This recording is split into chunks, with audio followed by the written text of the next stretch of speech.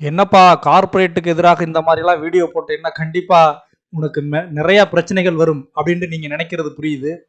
என்ன பண்றது? நமது மக்களுக்கு நாம் சொல்லாவிட்டால் யார் சொல்வது? பாருங்கள் இவற்றில் என்ன எழுதப்பட்டிருக்கிறது என்று. Not recommended for children. இதை குழந்தைகளுக்கு கொடுக்க கூடாது என்று ஒரு சிறிய எழுத்தாக எழுதி ஒரு பின்னாடி பக்கத்துல போட்டிருக்காங்க. எத்தனை பெற்றோர்கள் இதை பார்த்து விட்டு இதை வாங்கி கொடுப்பாங்க?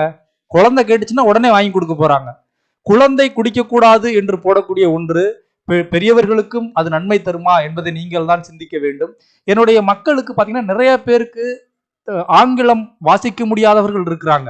அப்ப அந்தந்த மாநிலங்கள்ல விக்கிறப்ப என்ன பண்ணணும்னா அந்தந்த மாநில மொழிகள்ல அதுல எழுதணும், தமிழ்ல எழுதணும். இப்ப தமிழ்நாட்டுல விக்கிறீங்களா, இதை குழந்தைகளுக்கு வாங்கி கொடுக்காதீர்கள், இது குழந்தைகள் குடிக்க கூடாத ஒன்று, குடிக்க கூடாத குளிர்பானம் அப்படின்னு அச்சிடப்பட்டிருக்கணும். அதை நம்மளை ஆளக்கூடிய அரசுகள் தான், இரண்டு அரசுகளுமே உணவு ரொம்ப கவனம் செலுத்த வேண்டும். ஏனென்றால் உணவின் மூலம்தான் அனைத்து நோய்களும் வந்து கொண்டிருக்கிறது.